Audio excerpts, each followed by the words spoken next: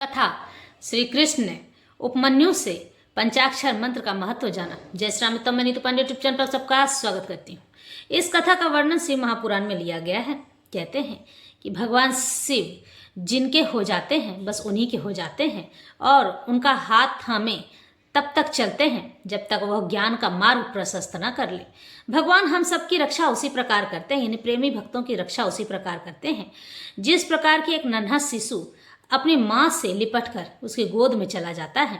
यानी कि कहने का मतलब ये है कि प्रेमी भक्त भी वैसा ही होता है। वह अज्ञानता के अंधकार में भटकता रहता है, लेकिन अपने प्रेम भाव से, भक्ति भाव से ईश्वर का हाथ पकड़ लेता है। तो भगवान उसकी रक्षा उसी नन्हे शिशु की तरह करते हैं ताकि यह कहीं भटक न जाए और यह सन्मार्ग पर चलता रहे। और भगवान उसे धीरे धीरे शिव जी ज्ञान प्रदान करते रहते हैं। धीरे धीरे उनमें ज्ञान प्रविष्ट होने लगता है। वही नहीं, अपना ज्ञान लोगों में बांटने भी लगता है। जब वो धीरे धीरे ज्ञान बांटने लगता है और खुद भी ज्ञानी हो जाता है तो भगवान धीरे धीरे अपनी उंगली उससे छुड़ाने लगते हैं, क्योंकि भगवान जानने लग जाते हैं कि अब यह मेरे हाथ से छूटकर अपने लिए स्वयं कर सकता है। क्योंकि एक ज्ञानी व्यक्ति अपने ज्ञान के माध्यम से किसी को भी परास्त कर सकता है। ज्ञान मनुष्य के जीवन के अंधकार को मिटाता है, उसे अच्छे और बुरे की पहचान करवाता है। हमारे जीवन में होने वाली हर घटना एक नई घटना को जन्म देती है। यानी कि अगर आपके घर में या हमारे घर में किसी की मृत्यु हुई है तो यूँ समझ लीजिए कि वो बिना कारण नहीं हुआ होगा।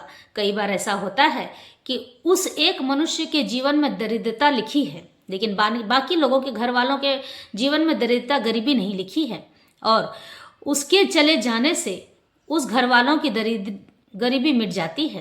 तो भगवान क्या करते हैं कि उस दरिद्र आदमी को ही लेकर चले जाते हैं ताकि बाकी सब चैन से रह सके, सुखी से रह सके।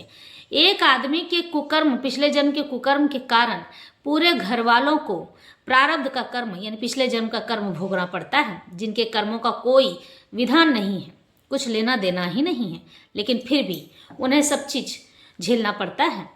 इसलिए भगवान कभी कभी ऐसा करते हैं कि हमारे जीवन से उस इंसान को लेकर चले जाते हैं, लेकिन हम मनुष्य बिना सोचे समझे ही ईश्वर को फिर भी गाली देने लगते हैं, क्योंकि हमारे घर का सबसे बड़ा सदस्य होने के कारण या प्रिय सदस्य होने के कारण ही हम उन्हें उल्टा सीधा भगवान को कहने लग जाते हैं कि हे प्रभु हमसे क्यों छीन लिया। लेकिन वह अंदर की बात तो जानते ही नहीं हैं और ईश्वर पर तो विश्वास भी नहीं करते हैं। हमें पूर्ण रूप से ईश्वर पर विश्वास करना चाहिए। मैंने हमेशा कहा है ना कि हमारे जीवन में घटने वाली हर एक घटना एक नई घटना को जन्म देती है, क्योंकि नई घटना जब तक जन्म लेने के लिए तैयार नहीं होगी पुरानी घटना समाप्त नहीं होगी।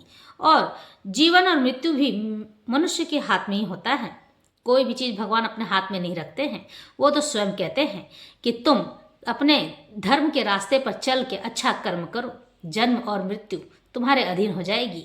यानी कि इस जन्म में अगर तुम्हारी मृत्यु हो गई है तो अगला जन्म तुम्हें कहाँ लेना है ये तुम खुद तय करोगे, स्वयं तय करोगे। अच्छे मार्ग पर चलने के कारण से ईश्वर हमें अच्छी वाणी और अच्छा बुद्धि और अच्छा मन प्रदान करते हैं, जिसके कारण से मनुष्य कभी भी गलत मार्ग पर नहीं जाता है। और यही धर्म का मार्ग ही हमारे लिए नए जीवन की राह अगले जन्म की तलाशता है। जीवन का चक्र कभी समाप्त नहीं होता है। मोक्ष उस इंसान को मिलता है जिस इंसान ने पूरी मोह माया से दुनिया त्याग रखी हो, उसे कोई फर्क नहीं पड़ता है।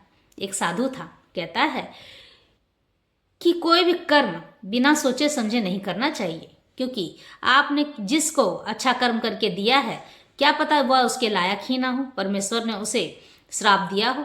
ये बात सही है। अगर ईश्वर ने जिस व्यक्ति को श्राप दे दिया आप उसकी सहायता करने जाएंगे तो उस श्राप के भागी आप भी बन जाएंगे। इसलिए दान, धर्म और अच्छे कर्म सोच समझ कर ही करने चाहिए। हमें हमेशा जीवन में सकारात्मक सोच रखना चाहिए। नकारात्मक सोच रखने से नकारात्मकता जीवन में यानी कि गंदी ऊर्जा हावी हो जाती है और घर में कलह मचा रहता है। तो आज की कथा आरंभ करते हैं।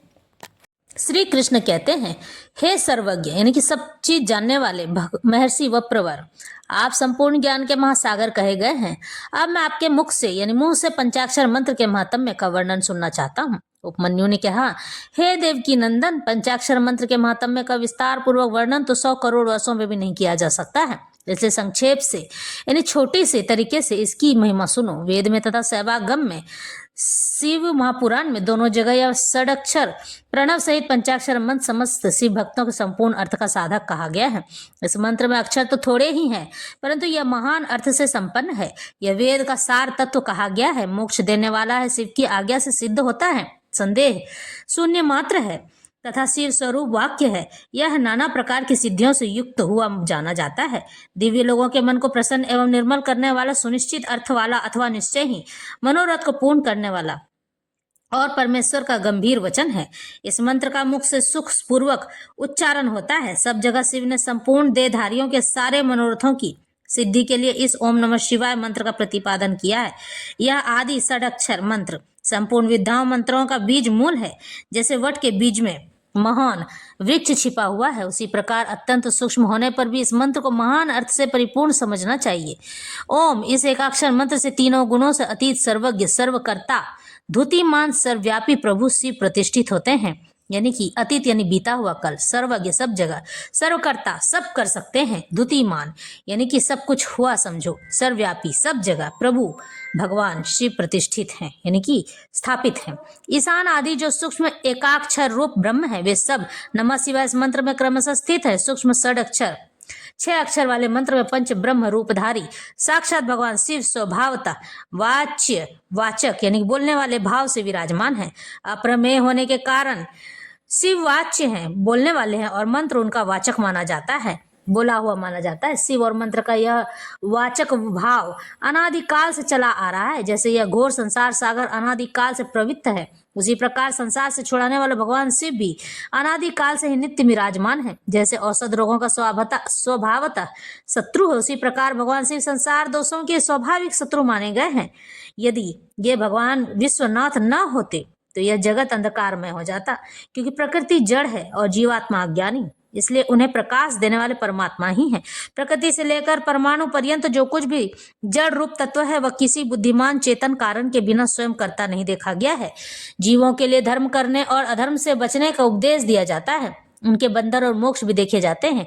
इसलिए विचार करने से सब जगह परमात्मा शिव के बिना प्राणियों की आदि सर की सिद्धि नहीं कर होती है। जैसे रोगी वैद्य के बिना सुख से रहित हो क्लेश उठाते हैं, उसी प्रकार सब जगह शिव का आश्रय न लेने से संसारी जीव नाना प्रकार के क्लेश भोगते हैं। जैसे यह सिद्ध हुआ कि जीवों का संसार सागर से उद्धार करने वाले स्वामी अनादि सर्वज्ञ परिपूर्ण सदाशिव विद्यमान है। वे प्रभु आदि मध्य और अंत से रहित हैं, स्वभाव से ही निर्मल हैं तथा सब जगह परिपूर्ण है। उन्हें शिव नाम से जानना चाहिए। शिवागमम में उनके स्वरूप का विशद रूप से वर्णन है। यह पंचाक्षर मंत्र उनका अभिमान है और वे शिव अभिधेय यानी वाच्य, अभिधान और अभिधेय वाचक और रूप होने के कारण परम शिव स्वरूप यह मंत्र सिद्ध माना गया है। ओम नमः शिवाय यह जो षडक्षर शिव वाक्य है, इतना ही शिव ज्ञान है और इतना ही परम पद है। यह शिव का विधि वाक्य है।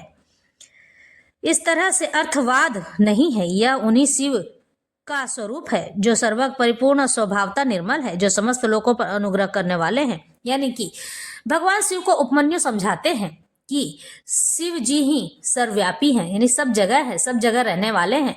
भगवान शिव थोड़े से में प्रसन्न होने वाले देवता कहे गए हैं। उनके ओम नमः शिवाय षडाक्षर मंत्र को जो भी जाप करता है और जाप करते करते सिद्ध कर लेता है, तो वह मनुष्य दिव्य लोकों को प्राप्त करता है। यही नहीं, इस संसार में रहकर सभी सुखों को भोगता है और जन कल्याण के कार्य हेतु तत्पर रहता है। जो शिव को समर्पित और अर्पित हो जाता है, वह स्वयं शिव का हो जाता है और शिव जी भी स्वयं उसके हो जाते हैं। ओम नमः शिवाय मंत्र महामंत्र के रूप में जाना जाता है। भगवान कृष्ण को भी यही मंत्र मिला था। भगवान कृष्ण ओम नमः शिवाय के मंत्र और भगवान शिव के पर ब्रह्म रूप का ही ध्यान करते हैं। इस तरह से यह कथा यहीं संपन्न होती है।